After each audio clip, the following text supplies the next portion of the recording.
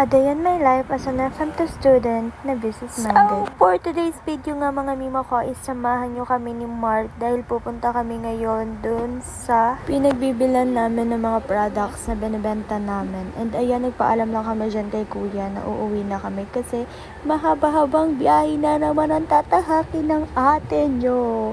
And ayan, mga mima ko, nag-asikaso na nga kami and then lumabas na kami dyan. Kita nyo naman mga mima ko, makulimlim pa. Ayan, naulan-ulan pa nga yan mga mima ko. Bibili nga po ulit kami mga mina mga t-shirts kasi naubusan na kami ng stocks ng t-shirt guys. And then yung iba kasi is naghahanap na sila and wala kaming maibenta sa kanila kasi naubos na nga. And ngayon pupunta kami dun sa shop para bumili ng t-shirt. Kaso nga lang mga mima ko, bago kami makapunta dun is mahaba-habang biyahe pa mga mima ko. Ayan, napag-isipan namin nga na mag-shortcut dun sa may bandang Palo Alto papuntang Taytay. And then pagdating ng Taytay, diretso naman kami ng Antipolo. Ayun lang dapat guys. Pero tignan nyo naman mga mima. Kala namin is shortcut na yung tinahak naming landas pero hindi po pala kasi mas napalayo po pala kami dun. Kasi bago kami makapunta ng Taytay is madadaanan muna namin ng Baras ata yun. Baras, tapos Morong, tapos Binangonan. Bago kami nakapunta ng Taytay, hindi namin alam na ganun pala siya kalayo. Ayan mga mi, sa unahan ng video is makikita nyo talaga na sobrang pagpa dito sa Marilake mga mi kasi maulan-ulan. And ayan, super dilim talaga. Ayan, delikado talaga bumiyahe dito guys pag naulan-ulan tapos sobrang mapag. Lalo na tapos pag malabo pa yung mata nyo. Dito guys, sa unahan na namin yung truck. Tapos ayan, parang wala kaming makita pero exciting siya guys. Ayan, nandito na kami sa unahan ng Palo Alto. And onting kembot na lang is liliko na kami dun sa may pababa para sa shortcut nga na sinasabi. And ito na nga. Pero nakaka-enjoy naman po yung mga views dito mga mima ko, lalo na may mga farms and then may mga bukids. Ayan, super exciting.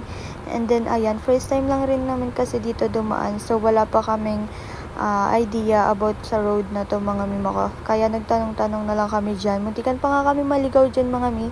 Dediretso pa sana kami. And then yan, dapat ang labas namin is Baras. Kung dumiretso pa kami. Pero ayun, nagtanong kami kila nanay. And dito kami na sinabi na lumiko na kami kasi medyo nakalagpas sa taga kami. And dito mga mima ko is nag-stop muna kami. Dahil nag-signal kami mga mi kasi di na namin alam kung saan kami pupunta. Pero dito mga mima ko is nakapagbiyahe na kami. And nakalakabas na kami dito mga mima ko sa highway. And kung nakikita nyo mga mima ko, ang dilim-dilim talaga ng ulap. Para namang uulan talaga ng malakas. Kala ko sa bandang part na to is malapit na kami dun sa may Taytay. Kasi nga medyo matagal-tagal na nga kami nagmamotor dyan at bumabiyahe. Pero hindi pa pala guys. Kasi malayo-layo pa talaga kami. Mga siguro 1 oras pa. Huy! Grabe, isang oras. Yan, finally mga mima ko is nakarating na nga po kami dito sa aming patutunguhan. Kaso medyo nagre-reklamo lang dyan si Mark kasi ang sakit na lang ng pet niya.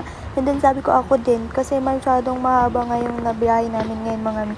And kita niyo naman sa motor mga mima ko, sobrang putik. Ang dumi-dumi kasi ang dami naming dinaanan mga mima ko. Tapos ibang kalsada is mamasa-masa pa siya. And thank you rin kay Lord kasi patuloy niya kaming ginabayan sa pagbiyahe namin. Grabe, super layo talaga para sa amin. After na namin magpahinga onti mga mima ko is pumasok na kami dito sa store. Okay, ang dami ulit nilang mga stocks na bago. Tapos ang gaganda. And dito mga mima ko is pumipili na nga kami ng mga items na bibilin namin mga mima ko. Kaso lang, naubos na daw po pala yung mga t-shirt na kailangan namin. So, kailangan ulit namin mag-wait para magkaroon sila ng stock. And yan, may binili na kami ibang t-shirt. Praying na lang na mabili rin lahat yan mga mima ko kasi ayan, hindi pa nga namin nabibenta yung ibang mga short. Ito nga po mga mima ko is naglalakad na kami papunta ulit din sa motor para umuwi naman sa Antipolo mga mi. Ayan, biyahe na naman po today's video. Siyempre, hindi rin natin makakalimutan magpakit sa camera. Ayan, nakauwi na nga tayo mga mima ko. And pagdating pa lang is nilaro-laro na agad ni Mark yung mga aso namin. Kasi miss niya na yan. 1 week na lang hindi nakita. Hanggang dito na nga lang po pala ang video natin guys. Thank you.